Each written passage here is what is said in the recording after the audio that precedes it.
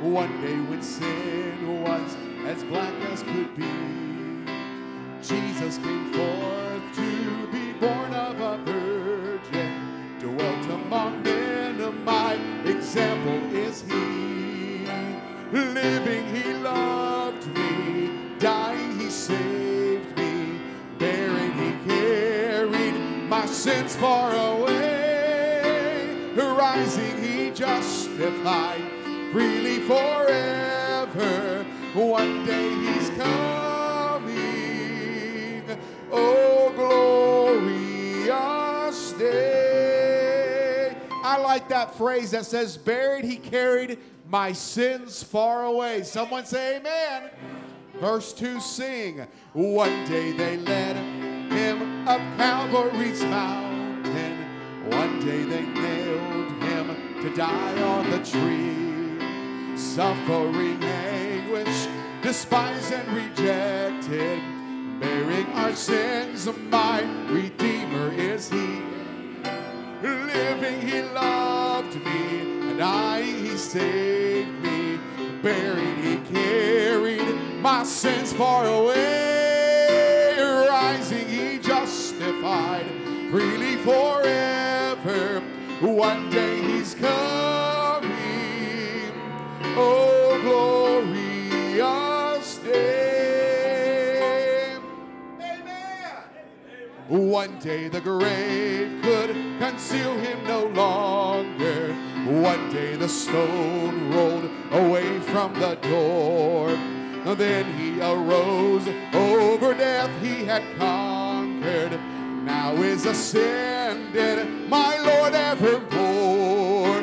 Living he loved me, dying he saved me, buried he carried my sins far away, rising he justified freely forever, and one day he's coming,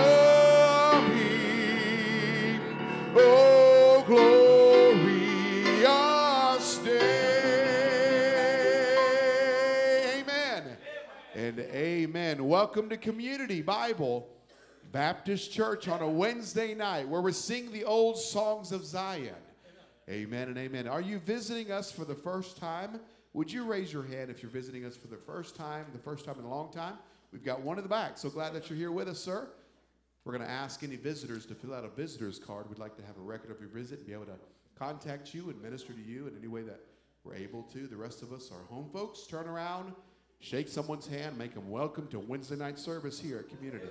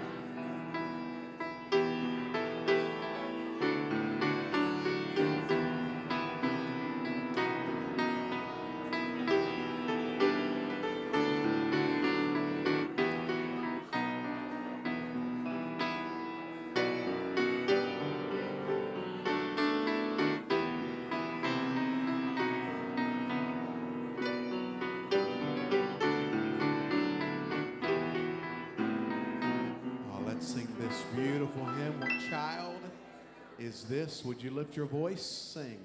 What child is this who laid to rest on Mary's lap is sleeping, whom angels greet with anthems sweet, while shepherds watch are keeping.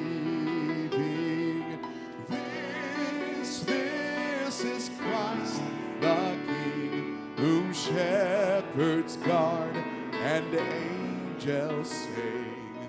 Haste, haste to bring him home, the babe, the Son of Mary. So bring him incense, gold, and myrrh. Come, peasant king, to own him. The King of kings salvation brings. Let loving hearts enthrone him. This is Christ the King, whom shepherds guard and angels sing. Haste, haste to bring him, Lord, the babe, the Son of Mary. Oh, you may be seated, church.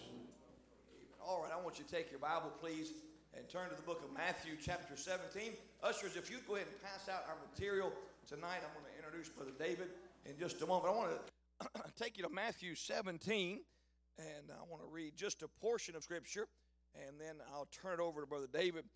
Matthew chapter 17, and the Bible begins in verse number 24. Matthew 17, verse number 24. And the Word of God says, when they were come to Capernaum, they that received tribute money came to Peter and said, doth not your master pay tribute? He saith, yes. And when he was come to the house, Jesus prevented him, saying, what thinkest thou, Simon? Of whom do the kings of the earth take custom or tribute, of their own children or of strangers? Peter saith unto him, of strangers. Jesus saith unto him, then are the children free. Notwithstanding, that's an incredibly important word, notwithstanding, lest we should offend them, go thou to the sea, cast and hook, and take up the fish which first cometh up. When thou hast opened his mouth, thou shalt find a piece of money. That take and give unto them for me and thee. 3 times out of the 4 gospel accounts, the Lord uses the phrase, render unto Caesar that which is Caesar.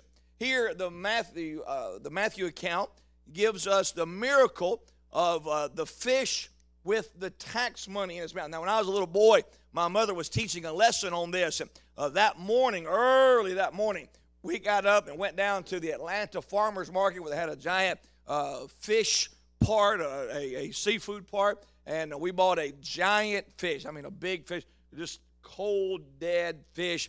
And we took that to church, and our mother had a coin, put it down in the fish's mouth, and we had a little pool, and we went through the whole thing, big object, and we pulled the fish up and got the money out. And I remember that from when I was a little boy. Now, I remember the miracle of the fish. I don't remember the reason for the miracle. The reason for the miracle was that Peter would not offend the Romans or the Jews in not paying his taxes.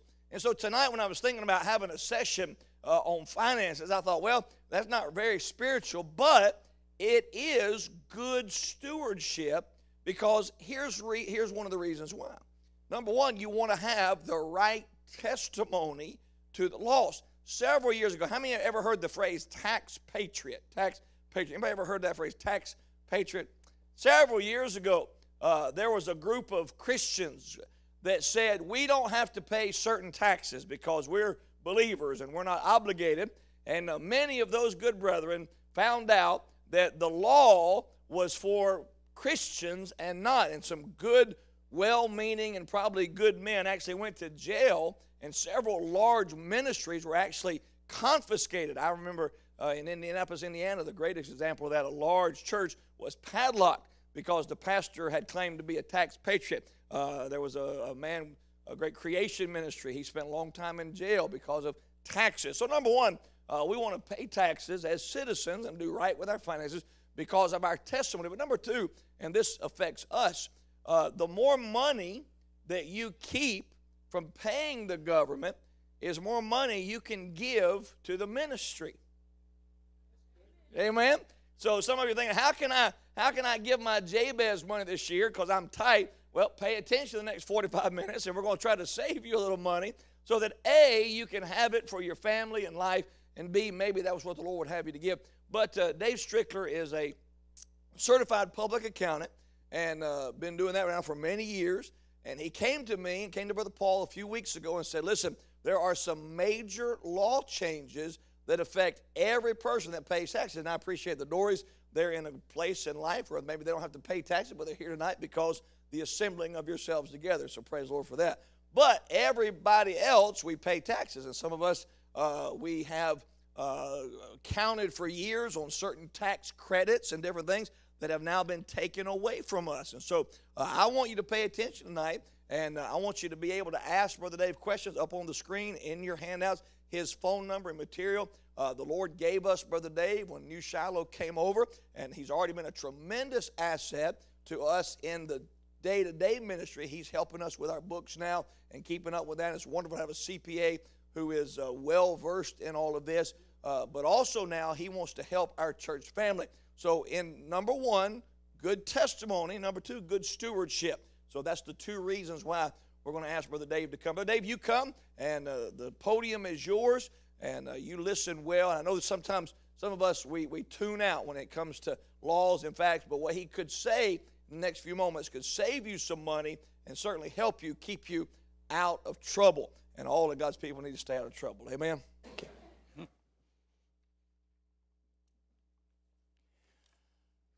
Well, for most of you, does it sound right? Yes, sir. Okay. For most of you, this might be your first introduction to me. So this is going to be new for me as well as for many of you. I've been in the accounting field for in excess of 33 years. I did my first tax return in 1985, and I got my CPA license in 1987 from the state of Florida. Now, when I first did the tax returns in 1985, we didn't have computers, so we had to do them the old-fashioned way. So I was there when you did it by hand, and you had to and what I did was I typed it for my clients instead of doing it by hand, and that was a start before computers came out. So that's how old I am. As a certified public accountant, we have to go to school for 5 years. We have to work as an apprentice under a CPA for at least a year. And we have a lot of continuing education we have to do. And in fact, I have to do 80 hours every 2 years. And last month, I went to a 2-day seminar on the subject I'm going to be talking to you about today. In that 2-day seminar, we could not discuss all the tax changes that affects everybody. So they could narrow it down into 2 days. Well, I'm going to narrow it down to, it might be a little bit more than 45 minutes, I hope, if that's okay. If you have to go, you have to go. So let's go. Now, my history is I've worked for several large local CPA firms. I did a 10-year stretch in, this isn't in your notes yet, this is more of an introduction, I think. I did a 10-year stretch working in industry as a chief financial officer and controller for some closely held companies. And I've been in my office in Tierra Verde since 2000. I have an office here in Pinellas Park. I live real close to the church here, but City of Pinellas Park does not allow residential to do business unless you're in a commercial area, so people can only drop off their taxes and pick up their taxes in Pinellas Park. So I do all my work in Tierra Verde, down by Fort DeSoto, in case you didn't know where that was. My office provides a wide variety of accounting and tax services, including once-a-year income tax preparation for individuals, small to medium-sized businesses, from the most simplest to the most complicated returns. I am a QuickBooks Pro advisor, which helps businesses with their books. I offer debt reduction and elimination strategies, and I provide year-round bookkeeping and accounting services for businesses and a lot of other services as a CPA. Now, I want to be perfectly honest with you. I am not a public speaker. For all my life, the one thing that I hate to do is getting in front of people. The most I've gotten in front of people is when I gave a testimony at New Shiloh of maybe 30 people on a Wednesday night. That was a big crowd for me. So this is something really different for me. I may not be the greatest speaker, but I hope you listen to the content because I think everybody can learn something today. I have never attempted anything this big before, but I know taxes. And the pastoral staff and myself believe that you will get a lot of useful information out of this seminar. I will be reading from my notes for much of the presentation. I have prepared a handout for your reference along with related slides. The slides and handouts are not professionally done, but they will help you as a point of reference to refer back to this meeting and will allow you to take notes if you're interested. You will have to listen carefully because most of the things I will be talking about, they're briefly mentioned in your handout, but the details are going to be in my speech. So listen very carefully as I say that. And please defer your questions till after the service. I'll be glad to hang around and answer your questions at that time. I believe this seminar is for the benefit of the members here at Community Bible Baptist Church. And it's not for public consumption and it's not for public publication. So please keep it within the church family. It's also in the preface that I have for you there. Tax law is complicated and subject to various interpretations. If you ask 5 different accountants and 5 different IRS agents the same question, you may get differing responses. Therefore, the information contained within this seminar, although accurate, is the opinion of this accountant, and the circumstances surrounding how it applies to your personal or business situation must be discussed with your own financial advisor. In other words, the seminar does not take the place of competent professional advice based on your own sets of facts and circumstances. Some of you may be thinking, if I don't like doing public speaking, why am I here tonight? Well, that's a very good question, but I have 3 reasons for that. One is, as preacher indicated, there were a lot of changes to the tax law this year, particularly as it comes to itemized deductions and charitable giving for the church. Some of you may be aware of this, and some of you may not be aware of it, so I want to bring it to your attention. This is especially true as it relates to write-off of charitable donations for any nonprofit 501c3, but especially donations to Community Bible Baptist Church. As a result of these changes, millions of taxpayers will no longer be itemizing their deductions and will lose the write-off for their donations. In some cases, this may be good, as I'll explain. In other cases, this may be bad. So that's one of the reasons we want to do this for you. I have a workaround that may benefit some of you in these itemized deductions that can help you. The second reason for doing this seminar is there are hundreds of individual tax changes as a result of this recently enacted law that beginning in 2018 will affect everyone in this room that files taxes. And if I can help you get a bigger refund or pay less taxes, as preacher said, you can give more back to community. Thirdly, and this is more important, we are in a building program here at Community, and so many people have come up with creative ways to invest in the JVES project. I am not very creative, but I do have a vocation or a talent that I can use for the Lord. So, my wife and I tithe, we give to missions. We have already committed a weekly investment into the JVES project, but what if I could get new business here at the church? I could give an additional percentage on the new business from our members and give that to the church. So that's my JVES offering, additional JVES offering. Most everyone files a tax return, and if you pay someone to do your taxes, other than preparing them yourself, why not have somebody in the church that's going to give back to the ministry? Amen. Today's seminar should have something for everyone here at the church, unless you're not required to file taxes. And yes, there are some people that don't have to file taxes, but it's very few of us. The law changes that I will be discussing are for the retired, for the wealthy, for the low income, for those that are single, for those that are married, for those that have head of household, for those that have a lot of children, and for those that have no children. So everybody's affected by this law. Now, this is not part of the tax law, but I thought, and it would be your first chart in the book. I think it's the first chart is my business card, which I've never seen my name that big before. Wow. What page are you? The page you're on now is correct. It says chart 2 at the bottom. Chart 2 at the bottom. That's what I'm going to be going to. A couple of weeks ago here at the church, we had an adoption Sunday where preacher and the speakers were trying to get people to get a tug on their heart to maybe adopt some children. Well, wouldn't it be nice if the IRS, are the slides coming up? I'm going to have it up on the screen in just a minute.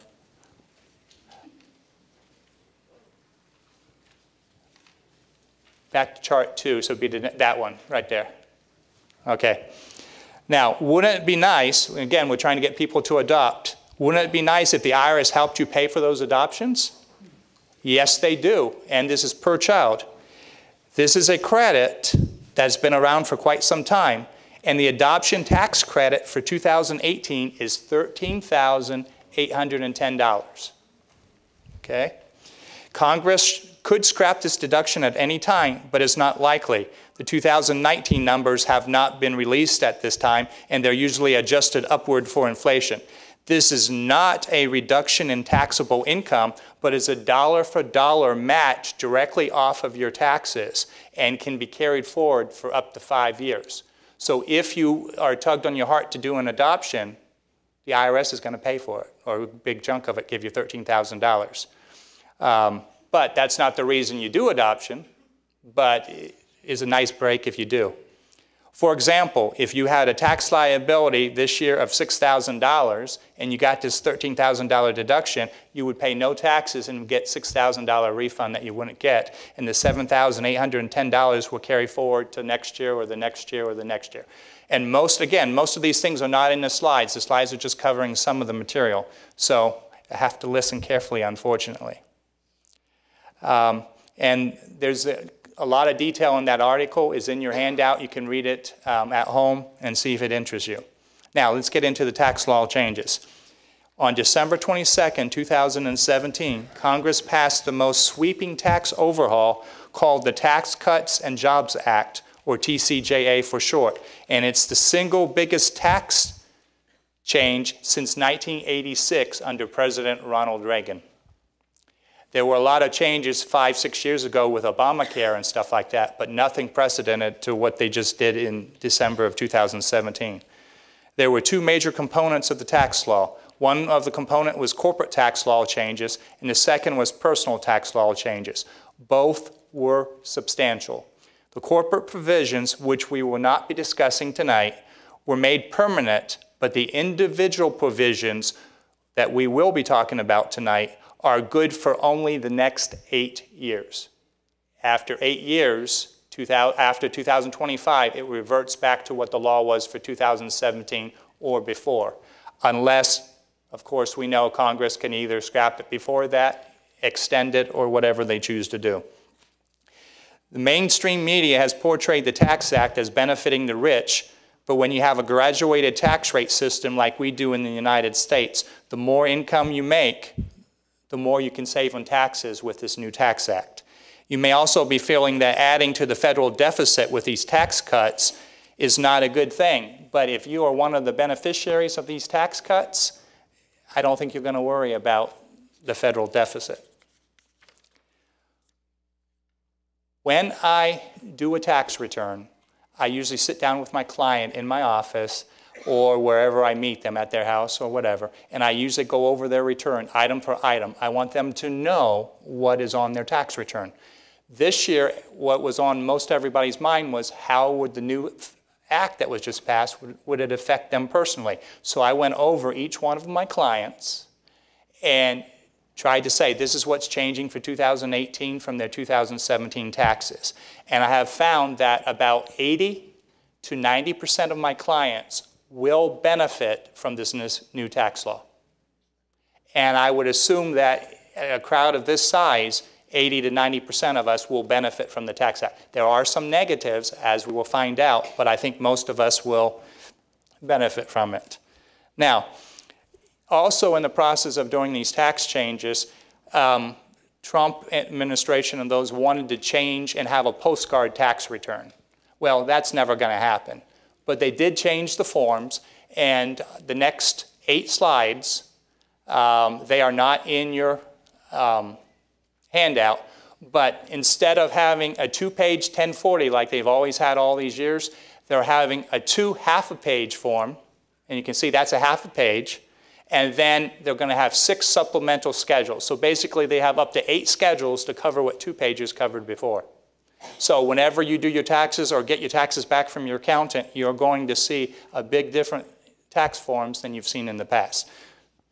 They got rid of the 1040A, they got rid of the 1040EZ. Everybody's going to be filing the same return now.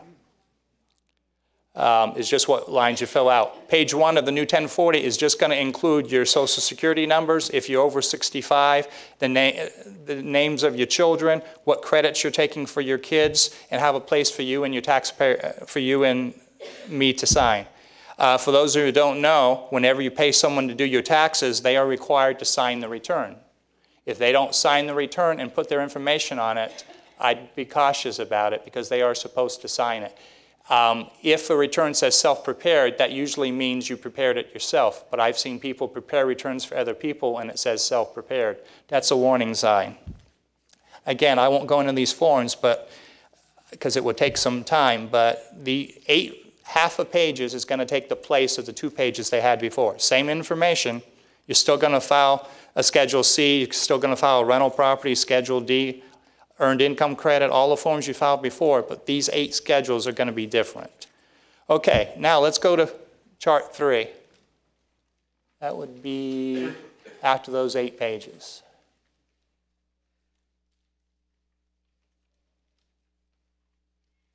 Okay, that's good. That's the part that I want you to see. These are the new tax rates for 2018 and for the next 8 years. If you look at that carefully, the first column to the left is the 2017 tax rates. The right column in the center is the 2018. And then they have a column for married, filing separately, head of household, single, married, filing jointly. And I want to look at the married, filing jointly, the first one, just to make it easy. The 10% rate stayed the same. They just raised the upward bracket of how much income you can make. But look very carefully. These are the tax rates that affect everybody. The 15% rate over to the left became 12%. The 25% rate became 22%. The 28% became 24%. The 33% became 32%. The 35% stayed to 35%, but they raised the bracket, so how much income you could make in that bracket. And then the 39.6% bracket became the 37% bracket. So most people are going to save 2 or 3% off of their taxes because of the newer tax brackets. So the first thing, it looks good for most of us, saving taxes. But keep in mind, when you do your taxes, the rates are not the only thing to consider. You have to consider the deductions.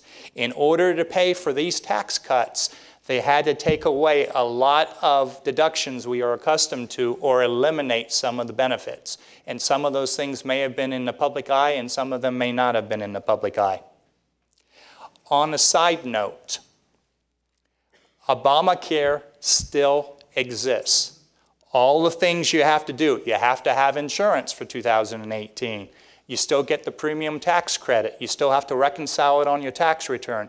The only thing they did away with is the penalty that you don't have to pay a penalty if you don't have health insurance, but that's not effective until 2019. So for 2018, you still had to have health insurance or you have a penalty. Just thought I'd throw that in there. A lot of people heard that it was going to go away. It has not gone away because they weren't able to do a replace and repeal. So the penalty exists for 2018.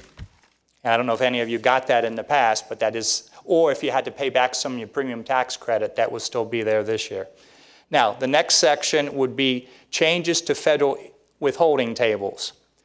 In order to stimulate the economy, Congress wanted, or IRS wanted, or the president wanted to get that money in your pocket. So they revised the tax tables in February or March. And most of you that work for somebody probably saw a bump in your take-home pay. That's if you work. This is for W-2 work. If you have a pension and you get a sizable pension, you might have seen a bump in your pension because they take less taxes out. So it affected everybody, but if you work, it affects you more so. Most of you fall into one of these 2 categories. You either get a W-2 or you get a 1099 for retirement income or Social Security. Now, what this means is you're going to be paying less taxes for the year, but they gave it to you beginning in February or March. So if you took that cut, and most of us did because your employer could only use what they had on the W-4 that they had on file for you. So those tax tables that lowered your taxes and increased your take-home pay, they likely did not include factors like the new standard deduction. They did not include the loss of personal exemptions that we were going to be talking about, 2 major changes in the new tax law. They did not factor in those of you that have 2-income families. They didn't factor in if you have 2 or more jobs within your, if you work in 2 jobs instead of 1 job. They don't factor in if you itemize or if you don't itemize. All those factors cannot be affected by your employer. So there's going to be some surprises when you file your taxes this year. If you're used to getting a certain refund, it might be reduced a little bit because they gave it to you during the year. Now, if you're used to a big refund, you're probably still going to get a refund. But if they give it to you in February or March and for the rest of the year, it will cut into your refund at the end of the year. It is expected that millions of taxpayers will have severely less refunds, and many could owe as a result of this change. And if you end up owing more than $1,000 on your taxes on April 15th, you could have a penalty for not paying enough taxes in. And this includes not having enough withholding from your paycheck, not having enough withholding from your Social Security, and it could include not having 4 equal estimated payments if you make estimated tax payments. So it actually affects everybody. Now that law has always been here, but a lot more people might get hit with that this year. Now, by the way, in case you did not know, most people that I do their taxes for that are on Social Security, and I have a lot of retired people that are on Social Security and retirement income, most of those people don't know that you can withhold taxes from your Social Security. And I would advise you in some cases to withhold on your Social Security or disability benefits because it may keep you from having to make estimated payments, and it will make it easier for you. But that's optional. You can fill out a W-4V with Social Security to do that. If you want to make any adjustment for your pension, use a W-4P. And instead of mailing you estimated payments in quarterly to the IRS the old-fashioned way through the mail, you can do it electronically through the electronic payment tax system. And that's been around for a while. If you don't have a payroll service for doing the payroll where you work, they probably use EFPTS to make your estimated payments. Remember, your tax refund is the result of your income from all your sources, how much withholding you had, how much estimated payments you made, and factoring all your other deductions, adjustments, and credits.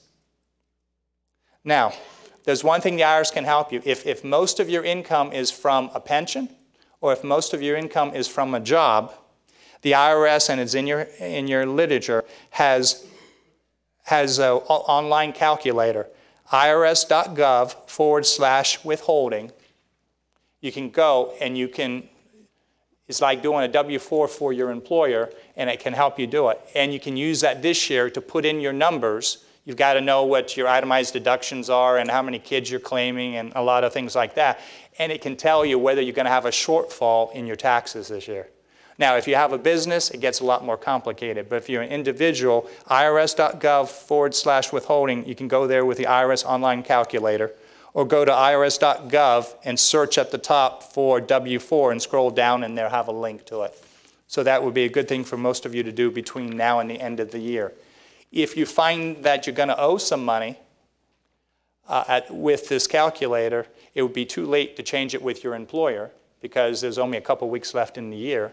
But you can change it for next year. So you won't get into the same scenario. The IRS will not be adjusting the W-4 until 2020. They tried to do it for 2019, but like what I said a few minutes ago, the W-4 affects whether you have 2 jobs, 2 incomes, withholding, itemizing. It affects all that. And the form they came out with required you to give that to your employer and tell them you have another job, tell them you have a part-time job, tell them you have this, and who's going to go for that? So they scrapped it, and they're going to figure out what they're going to do for 2020. Now, the next biggest change, and that's one of the reasons we're here today, is itemized deductions. The standard deduction for each group has almost doubled, but they have eliminated the personal exemptions to pay for it. We will discuss that a little bit later. For 2017, the head of household deduction was $9,350, the standard deduction. For 2018, $18,000. Single, $6,350, $12,000 for 2018. For married filing joint, it was $12,700 for the standard deduction.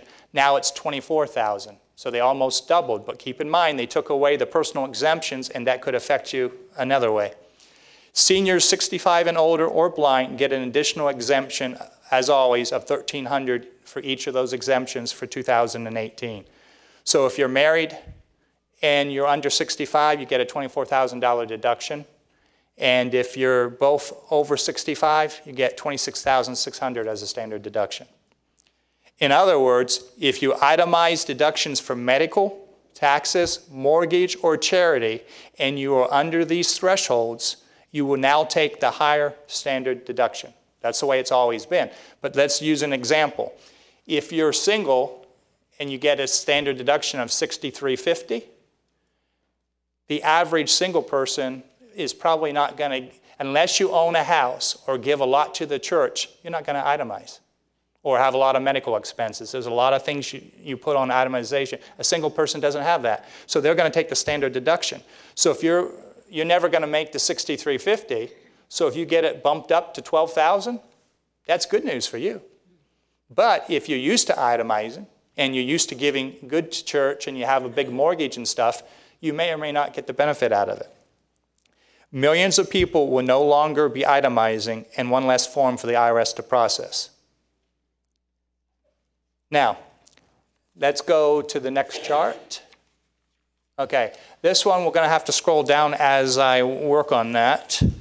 This is an example of a tax return that I actually did for somebody. And I have blacked out all their names and all their social security numbers and anything relevant, so it won't be there for you. And this is going over some of the tax law changes.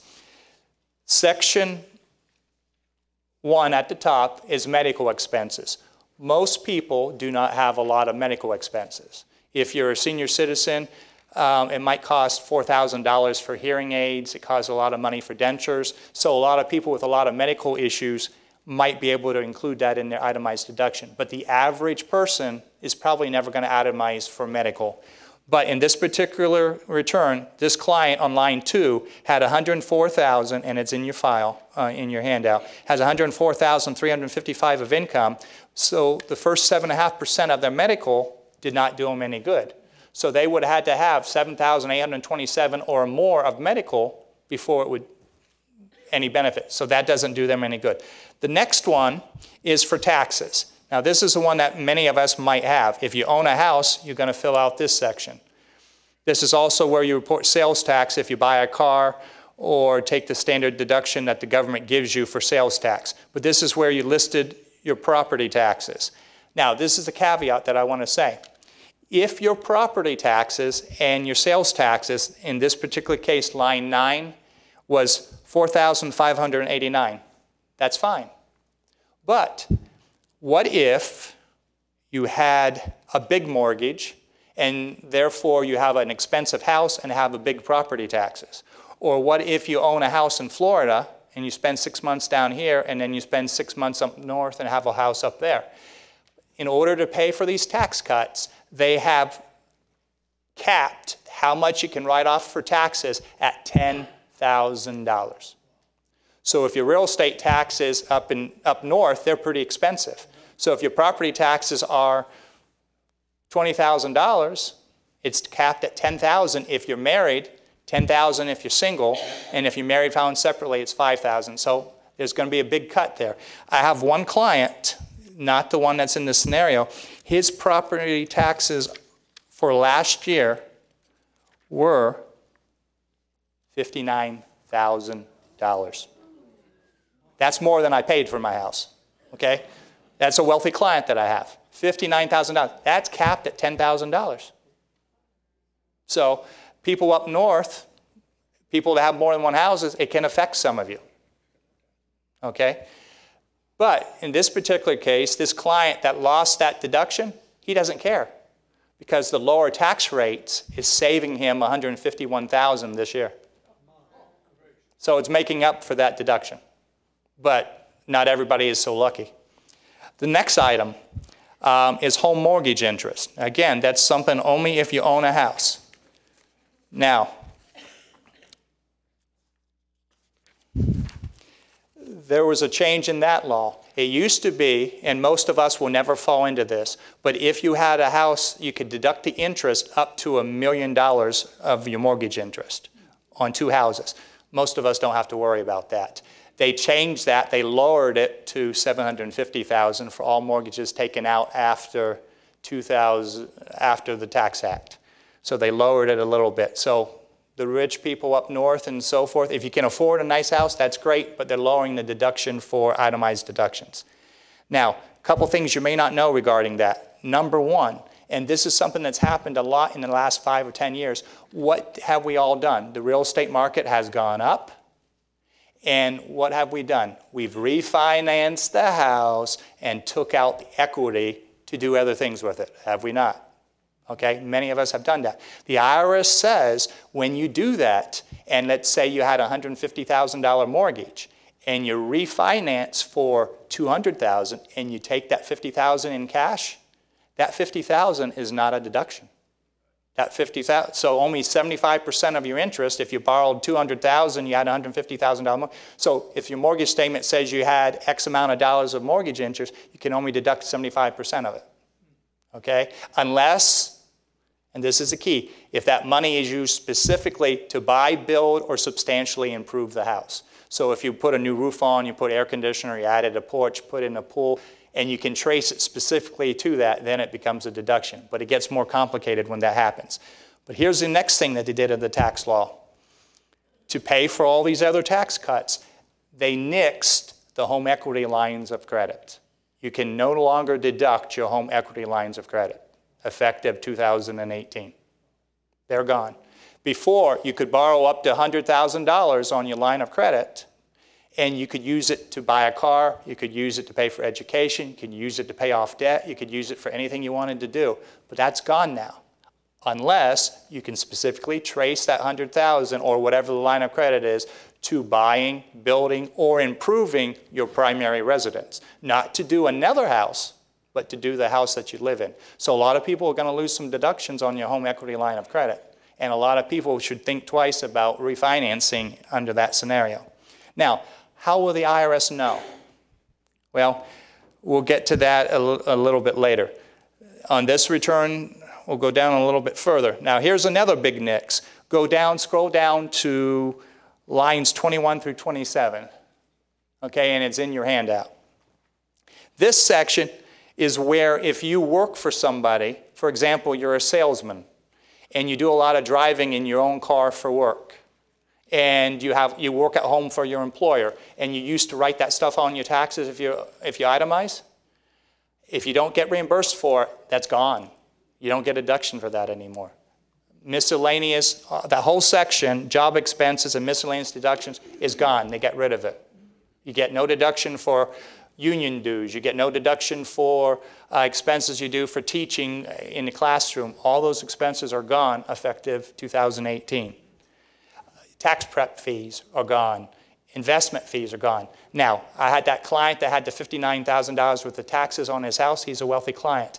I have another client that pays $40-some thousand a year for investment advisor fees because he has a lot of money. He lived a long time. He put good money aside. He has a manager to do his money, and he gets $40-some thousand of investment fees. He can no longer deduct it. Unlike the other guy who said, hey, the lower tax rates will help him, this guy, it's hurting him. So when I did his estimated payments for 2018, I had to increase them quite a bit to cover that $40,000 plus loss that he had. So keep that in mind. Home equity is gone. That whole job expenses thing is totally gone, and so forth.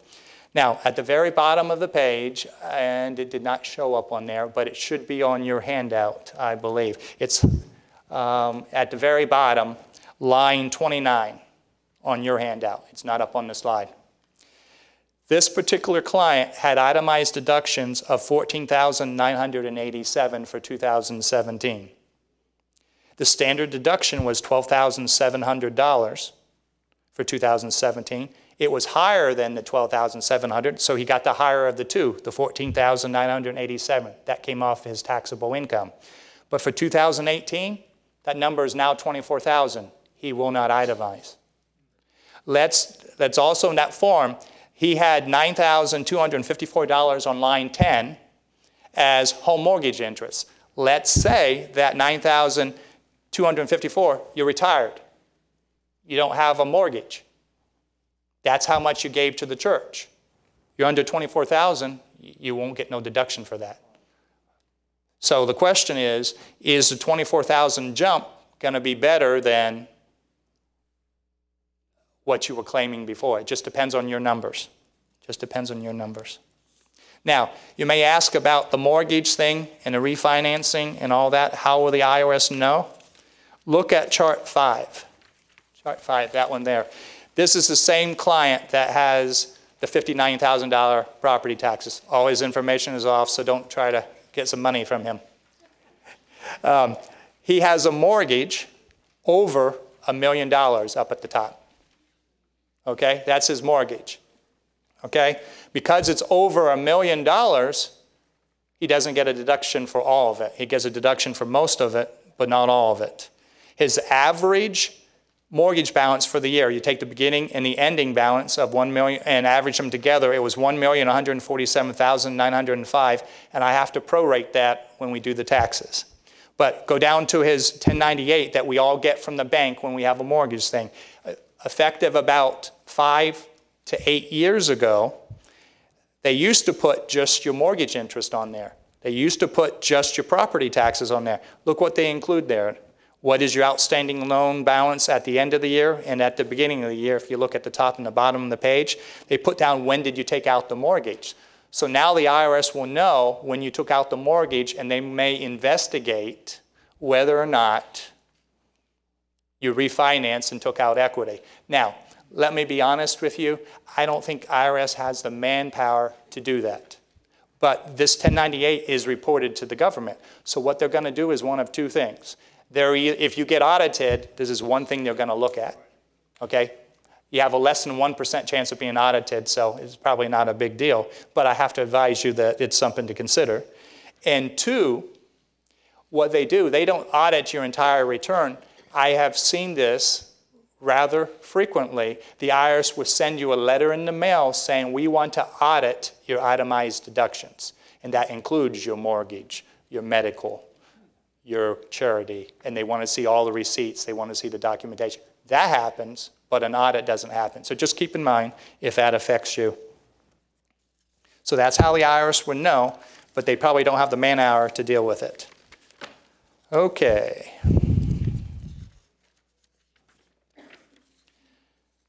Now, going back to the previous form, just briefly, previous form, the IRS figured, go down a little bit to section 16, which is gifts to charity. Gifts to charity. And the IRS anticipates that a lot of charitable organizations like churches, foundations, Salvation Army, Samaritan's Purse, whatever charities that are out there, that they might start seeing a lax in charitable giving because of this. Now, if the people don't know about it, they will know about it when they file their taxes next year, and then it'll probably take a bigger hit next year. And I'm trying to find a way around that. But in one way to circumvent that, the IRS said that now instead of giving 50% of your income to charity, they raised it, you can give 60% of your income to charity.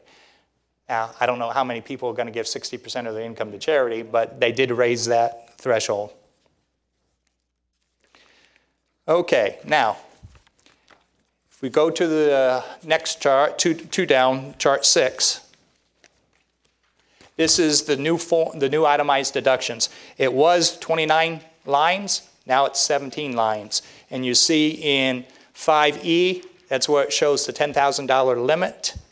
And down in 16, no miscellaneous itemized deductions. So those are where those went away. I just highlighted those on the actual thing. Now, let's find some workarounds for the church. These workarounds will apply to a handful of us, but it won't apply to everybody. So please bear with me because some of it may help you, some of it may not help you. Remember, if you get a higher standard deduction, it's not going to matter. And if you give to the church because it's the right thing to do because of tithing and stuff, it's not going to matter whether you get the deduction or not. Now, one of the things that you can do to try and maximize your itemized deduction is to itemize every other year. I told clients that if they had a house and gave to the church, they probably are going to be able to itemize. But now with the $24,000, this is not going to be as prevalent as it was in the past, because you have to get up with $12,000 or $24,000 standard deduction. But you could itemize every other year. For example, if you have an elective medical procedure, you need to get dentures or you need to get hearing aids, you try and get everything done in 1 year that you would wait till the next year to do, and you get 2 years worth of deductions in 1 year, so you can raise your standard deduction. Another thing that you can do is, remember, medical deduction is for medical expenses that you pay, not what you're billed. So you actually have to pay it before you get a deduction. Another thing you can do is, if you don't have it through escrow, and most of us have it through escrow, is your property taxes, if you pay them yourself, you usually pay it in November to get a 4% discount, December a 3% discount, January a 2% discount. But if you pay it yourself, hold up paying it in November and wait and pay it in January. You pay it in January, and then next November comes around, you pay the second year. Now, that will only work. You're going to have to play with the numbers if you have enough of deductions for charity, real estate taxes, mortgage interest to be able to do that for. Okay? We're not up on the chart right now on video. So you can pay 2 years of property taxes in 1 year. Let me see. Now, charity. This is where we're trying to talk. Remember, we have to have a higher number before you get the deduction for it. So just like you can bunch up your real estate taxes 2 in 1 year, or optional medical expenses, you can do that with your charitable donations. For example, now this is for using for married people, married filing jointly. Single person, it would be a lot lower amount. If you average giving to the church $10,000 a year, or $5,000 if you're single, whatever it is, if you have the resources, you could pay next year's tithe this year before the end of the year and get 2 deductions and get you closer to the $24,000, or may get you over the $24,000. So these are just little ideas that a few of you can do. Most of us can't, but a few people can do it. Give your charitable donations for 2 years at one time. But it doesn't work for prepaying your mortgage, because if you prepay your mortgage, you don't get any extra interest deduction. So prepaying your mortgage does not help on this scenario, what we're trying to do. What we are trying to do is get over the standard deduction threshold for your filing status. Keep in mind, the deductions over and above the standard deduction result in a tax savings for you. So you have to get over that threshold before it's going to give you additional tax savings. Now, keep in mind that's based on your tax bracket. If you're in a 10% bracket, it's only going to save you $100 on a $1,000 donation, or real estate taxes or whatever, by doubling it up. If you're in a 12% bracket, it's only going to save you $120. If you're in a 22% bracket, it's going to save you $220, and so forth. The higher tax bracket you are, the more you can save by doubling up your itemized deductions in 1 year. Most people do not have the cash flow to be able to do that, but some of you might. Okay? And if you get a lump sum money, you might be able to use this technique. If you get some unexpected money for Christmas or whatever, you can use some of that to do some of this stuff. But it's only going to work for a small number of people. On the downside, most charities rely on regular giving and could cause budgeting issues. And if the charity receives the money in advance, they may spend it differently than if it was received throughout the year. But I don't think that would be the case here, because we have such a high enough budget that that's not going to be an issue. Now, a second thing of helping to get you more charitable donations is called the Qualified Charitable Distribution, or QCD. That's in your handout. Most younger attendees at the seminar probably don't know what this is, but how many of you senior citizens know what an RMD is? Anybody know what an RMD is? Required minimum distribution, but you got it right. That's where, when you're retired and you put aside all the money you put into your retirement account from when you were young to older, or you left a job and you rolled it over into an IRA, you accumulated money, okay? And it's in an IRA account. It's tax-free, it's earning money tax-free till you take it out. You pay taxes when you take it out. Well, when you turn 70 and a half, the government requires you to start taking the money out. It's called an RMD. It's required. If you do not take it out, there's a 50% penalty for not taking it out. So you got to take it out. And whoever you have the money with, they will tell you how much you can take out. Now, it doesn't become an issue until the year you turn 70 and a half. So if you turn 70 and a half, if your birthday is in the first 6 months out of the year, then you'll have to do the RMD by the end of that year. If your birthday is the last 6 months out of the year, you actually have until April 15th to do your RMD for that year. But then you have to take one for the next year, so you may not want to do that. Okay, now how is this going to help us?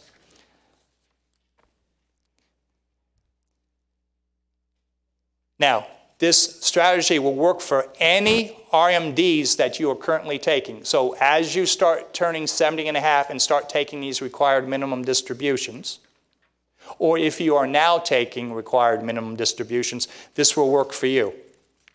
If you don't have enough to itemize, then the IRS allows you to take out of your required minimum distributions, whatever the amount is, and have you take it directly out of the account. Instead of it coming to you, you're paying taxes on it, and then you give it to a charity where you might not get a deduction because you're under the 24,000 or 26,000. The IRS allows you, it's called a QCD, they allow you to give the money directly to the charity, and it bypasses the taxes, and you still get your standard deduction. So retired people can use this to give to the church without paying any taxes on it, and bypass the standard, you still get the standard deduction if you don't have enough to itemize. So that's going to help a lot of retired people. And it doesn't matter how much you have. If your required minimum distribution is $1,000 for the year, that's $1,000 you can give to the church whether you itemize or not. But it has to be trustee to trustee. You can't touch it yourself. It defeats the whole purpose. If you make $3,600 in required minimum distribution, then it's $3,600.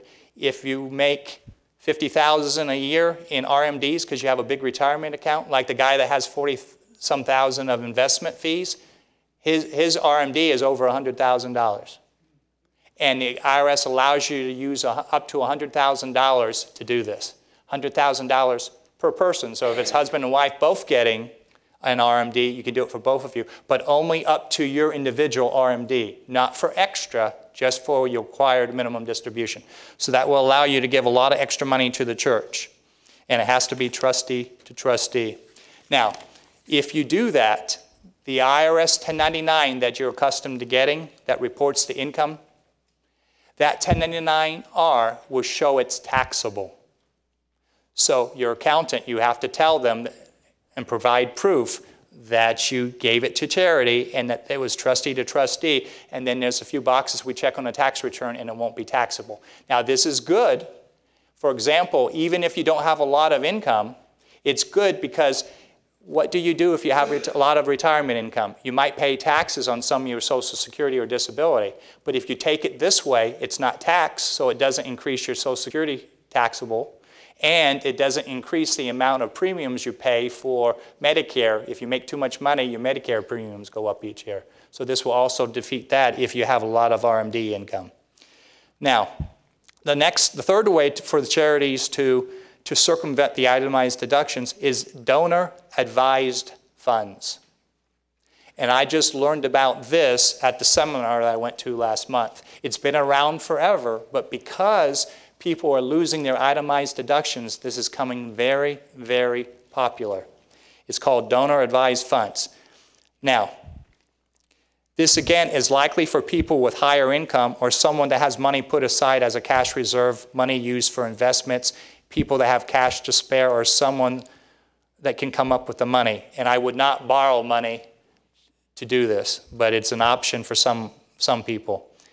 It's similar to the bunching, but you give the money, it's a donor-advised funds, you give the money to a 501c3 that you set up.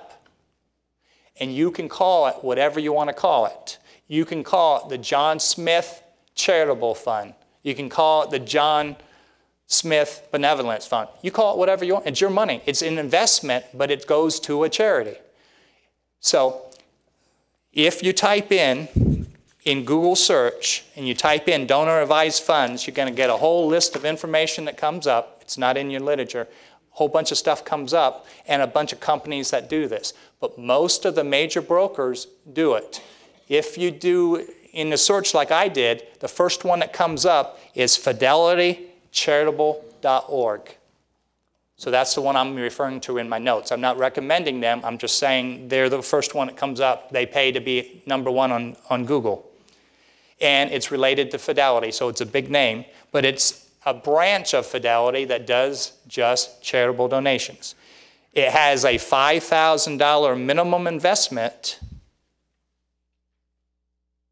but other institutions may have lower or higher investments. You have to shop around for that. But once the account is open, the balance can fall below the $5,000.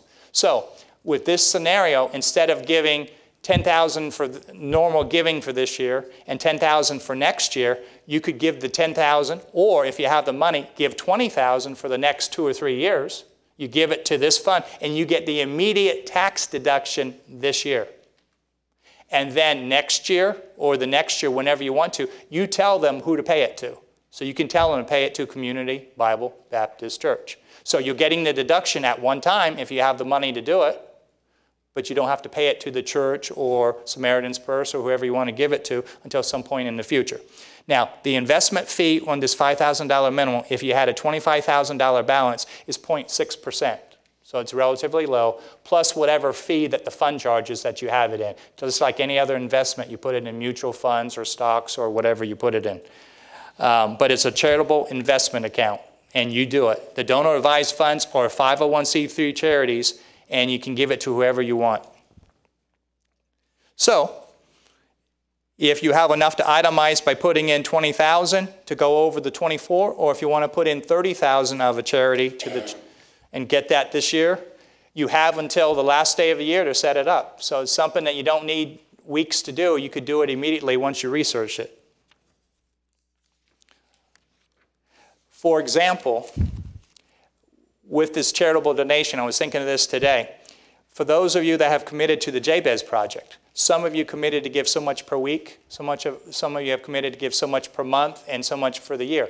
Some of you might be paying by the month, but if it helps you on itemized deductions, it might be to your advantage to give it in advance. It might be to your advantage to give it before the end of the year and get the extra deduction if you're over the $24,000 cap. But you've got to play with the numbers to make sure it works for you.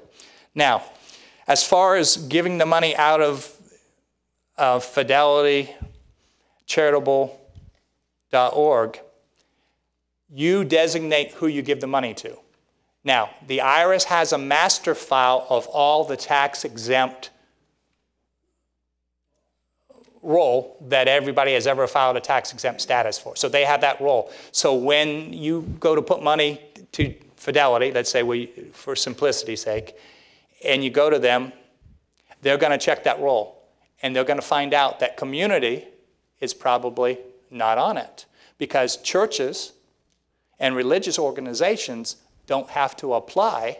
They may have one because of the mergers and stuff, they may have one, but they may not. So what do you do in that case? Well, you can still get the donation. They're just going to need some information from the church. They will contact the church office. They're going to want the tax ID number. They're going to want the articles of incorporation. They're going to want some information to prove that it's legitimate and not a scam. And then they'll be able to give the money to Community. And then once that is set up in this fund for Community Church, the next time they do it, or if anybody else from Community does it, it's already in their system. So it's real easy to do. The only thing is you can't give it to, there's some things you can't give it to. You can't give charity to a person. It has to be another 501c3. You can't give it to where you benefit from it. That doesn't work. But the church definitely would qualify for that. The next item of tax changes is personal exemptions have been eliminated. We saw under the itemized deductions that there were some benefits lost, and now we will see some more. Now, if we go to chart 7B. 7B. If you look at and go to next page, 7B. Okay, where it's highlighted at the top.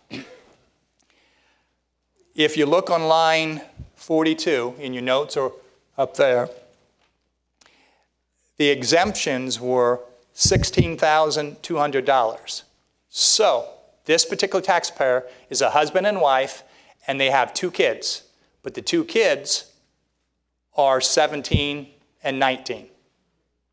So they used to get $4,050 in 2017. They got a $16,200 deduction off of their taxes.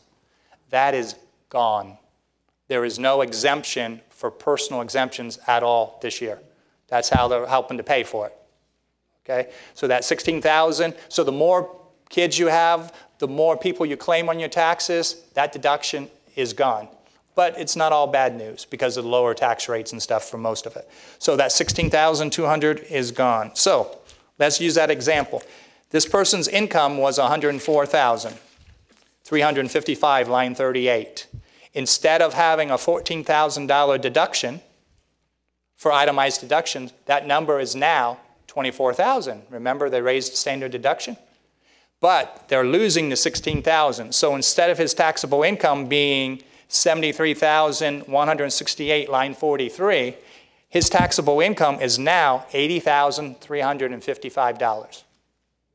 Okay? That's $7,187 of additional income that this slide does not show. Now, the question is, does the lower tax rates offset this $7,000 of income? Putting those numbers into the tax table in the chart number 2 that we did before, I won't ask you to do that. The new tax is $9,557. The old tax on line 44 is $10,044. So under the new tax act, these people losing the $16,200 in exemptions and getting the $24,000 raised standard deduction, they're gaining $487. They're not losing, but it's $487. But wait, that's not all. Remember I said at the beginning that during the year they raised your withholding, or they lowered your withholding and you took your net check? So you got a paycheck raised during the year? Look at his refund down below. His refund was $1,102. Okay?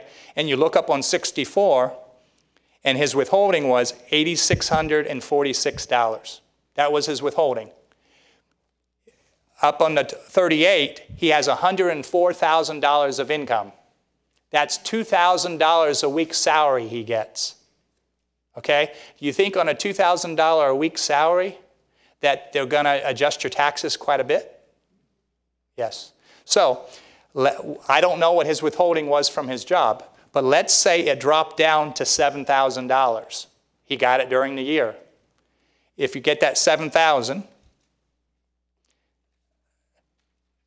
that's $1,600 less withholding. You add the $1,102 refund plus the $487 that you were getting with the tax law, and now he owes $11 on his taxes when he files it because he got the money throughout the year. Now, $11 isn't much, but some people it's going to be a more significant number. So that's just saying where it can come to play. Now, we can't stop there because if you look on his return, line 50, he got $1,500 because one of his kids is in college. So he got a $1,500 deduction on line 50 and a $1,000 deduction on line 68. What if that college student graduated? That $2,500 goes away and he ends up owing $2,500. So it makes a difference that we do some planning, and a lot of times having an accountant will help you figure some of these things out that you won't think of on your own. Now, that's just one scenario. He's one of the 80 or 90% that got the benefit out of the tax law, but it wasn't a big tax benefit, and getting it through the year was not necessarily the best thing for him. Now, let's go to chart 8B.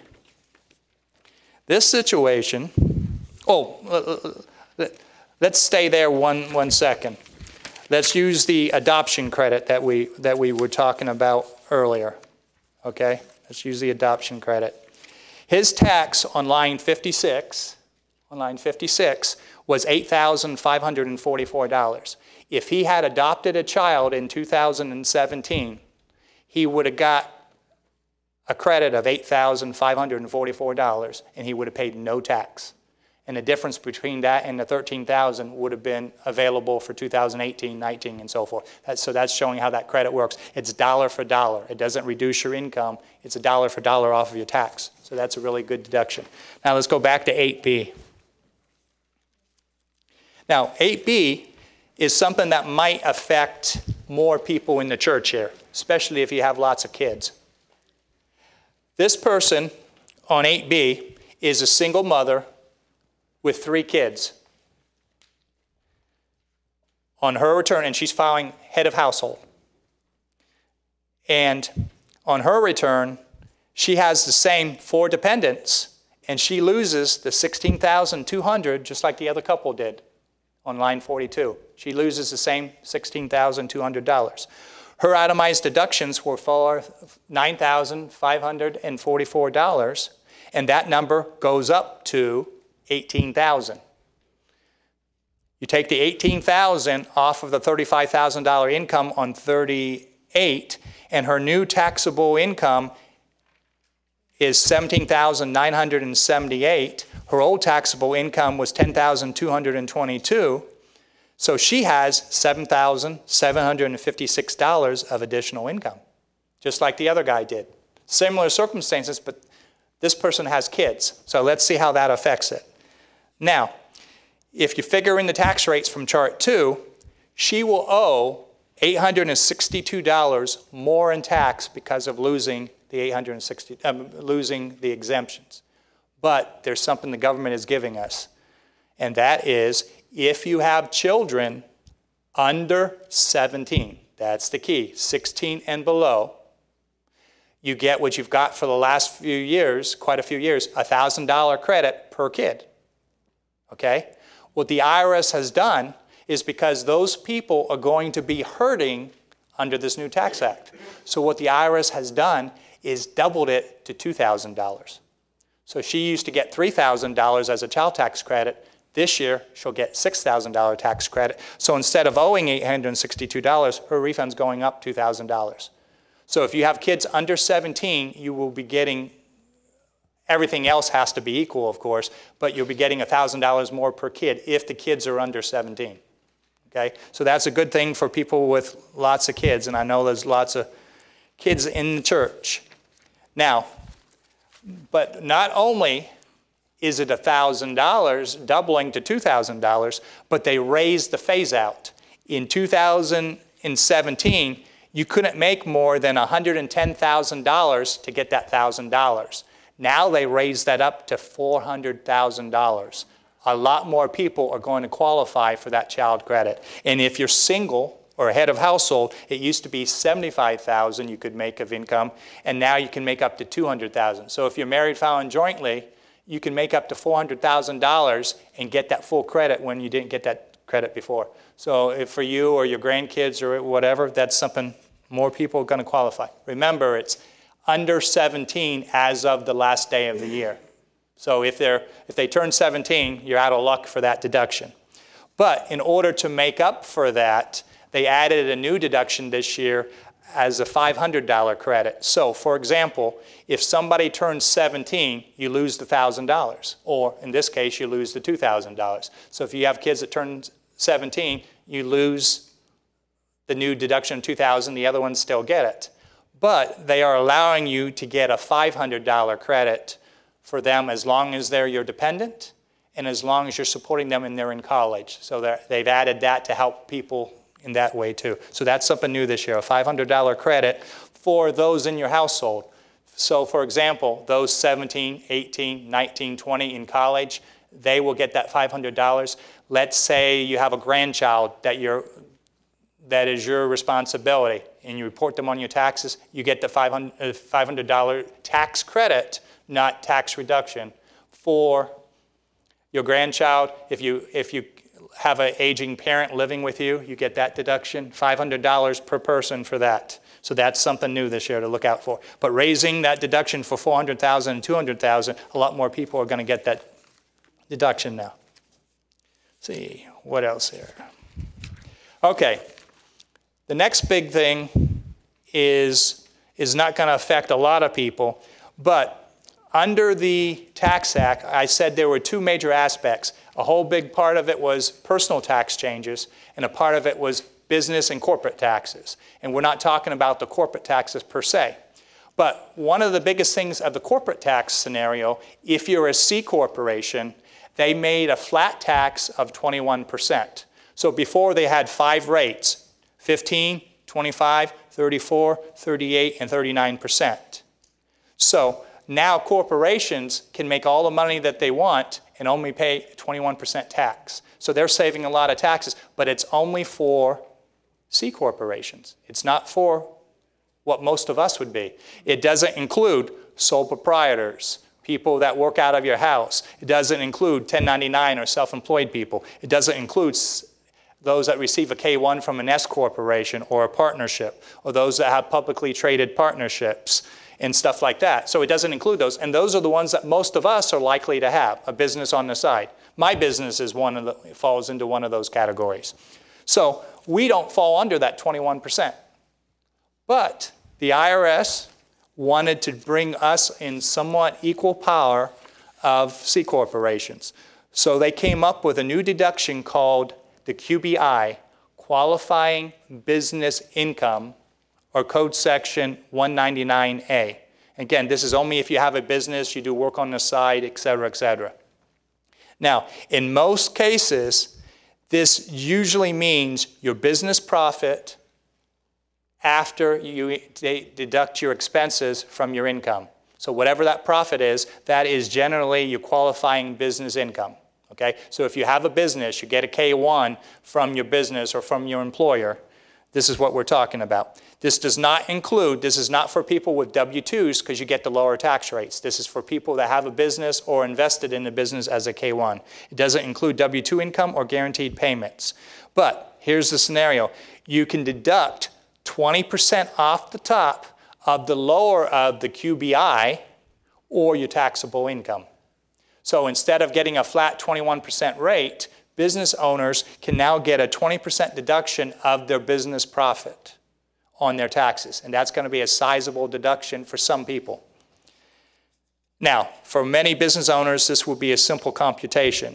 But for others, it's going to be complicated because there are income limitations, which is the key. They have phase-in and phase-out limitations. They can factor in W-2 wages and unadjusted basis in qualified business property. It gets complicated if you have more than one business. It gets complicated if one of the businesses loses money. And crazy of all the limitations they have, it's whether you are an in favor or an out of favor business. Or in or favor or out of favor business. Now, if you're an out of favor business, it's called a specified service trade or business. And basically that is defined as any trade or business involving the performance of services in the fields of health, law, accounting, actuarial services, performing arts, consulting, athletics, financial services, brokerage services, and any trade or business where the reputation and skill of one or more people is involved. So that is considered an out of favor business. However, they excluded engineers and architects from that list. Don't know why, but they did. What it means for you is if you're a doctor or a lawyer or an accountant or a bookkeeper or an actor or a professional athlete, for example, or maybe you're an ex-president that's doing speaking engagements, you fall under this category. We're out of favor business. Now, this doesn't involve small hairdresser, barber, nail salon, dog walker, people like that. We're talking about professional people, people that usually make a lot of money. That's why they're trying to limit that. Let me give you a couple examples of this. If you have a $20,000 profit from your business, whether it's an S Corp C or K1 from a partnership, if you have a profit of $20,000 and taxable income of $20,000, and it's highly unlikely that your taxable income and your qualified business income is going to be the same, but we're just using that as a simple example, you would get a 20% deduction of $20,000 or $4,000 off the top. So instead of paying taxes on $20,000, you're going to pay taxes on $16,000, and then you have the lower tax rates to go with it. Now, if on the other hand, you had $20,000 of business income, but with your deductions for the standard deduction, your income is taxable income is $10,000, then you're going to get $20,000 of the lower of qualified business income or taxable income, which is $10,000, and you get only a $2,000 deduction. Okay, still not too bad, but it makes a difference. The IRS has not come up with a form for this. There's probably going to be a worksheet behind the scenes, and you have to do this form for each business separately. So if you have more than one business, it's going to get a little bit complicated. Now, they have set limits on this deduction. For a single person, you can't make more than $157,500. Now remember, this is for qualified business income or taxable income, whichever one falls over that category. So you can't make more than $157,500, or married, filing, joint, double that, $315,000. But they have a $5,000 $50,000 phase out for a single and a $100,000 phase out for married, filing, joint. So you could actually make up to $207,500 or $415,000 and get this deduction. So if you have that much income, you can save a lot in taxes. Now, if your business, including the out-of-favor business, if your income is $157,000 or less, or $315,000 or less, you get the deduction, no problem. It's if you fall over the numbers, it's going to get extremely complicated. So that's just giving you an idea. But if you're an in-favor business and you go over that, you do not get the deduction. But if you're an in-favor business, there's a backdoor way to get the qualification, and it's based on salary and property and so on. So if you have a business, it will get complicated. Okay, so that's just an idea to give you a little bit if you're a business. There were a lot of other changes for the new tax law. One thing, if you have a 529 plan for your kids to go to college, they've changed that to where if you want to use $10,000 of that money to pay for K5 through 12th grade, you can use $10,000 a year for that. It doesn't have to be for college anymore. They got rid of moving expense deduction. So when you move from Illinois to Florida, you used to get a deduction for that. There's no deduction for that now unless you're in the military. And they got rid of casualty. So if you have a $150,000 house and you have $50,000 of insurance and it's destroyed by fire and you lose $100,000, you used to be able to write that off on your taxes. Now you can't. The only way you can write it off is if it's federally declared disaster, like Hurricane Irma or the fires in California. There's some examples of doing it. So those are some ideas of the tax law. I hope it has helped you. And I'll be around to answer some questions later. Thank you.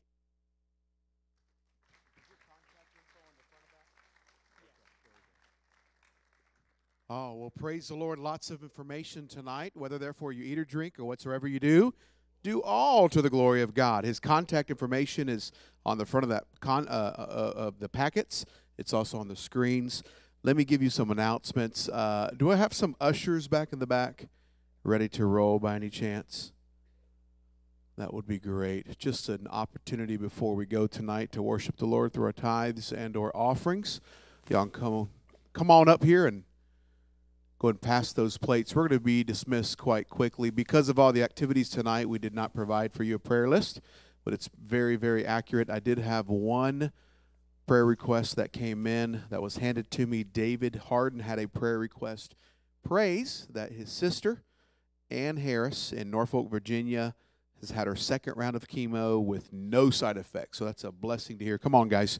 Y'all come on up here and pass those plates. Let me give you just a couple of things that we have got to address. The teen Christmas party, teenagers, is this Friday. The teenagers need to be picked up here at the church at 5:30. and they'll be back at 9 o'clock. So they need to leave here at 5:30 and be back 9 o'clock this Friday if you have a teenager, 7th through 12th grade. Children's Christmas program this Sunday morning. We're excited to present Aaron, the allergic shepherd, to our church family. Have your children here at 8 a.m. What time? That afternoon, the adult choir is going to be gathering for our choir practice normally at 4:30, and then at 6 o'clock for our service. We're going to be presenting a musical, a cantata, and it's going to be wonderful. Okay, we've got calendars for sale, all sorts of stuff in the coffee shop. We also have our Academy Music Recital, our Christmas Music Recital, next Tuesday here at the school in this room at 2 o'clock. So you're invited to be part of that, 2 o'clock on a Tuesday afternoon, all right? And the big thing before we go, Jabez offering this Sunday. We can't wait to see what God is going to do this Sunday. So as if you were here and part of that banquet, you were given $100, and you're to bring at least that back and plus whatever you've invested and to give back into the building. All right, so let's all stand. We love you. We are dismissed. We'll see you Friday with the teenagers or Sunday morning early. We love you.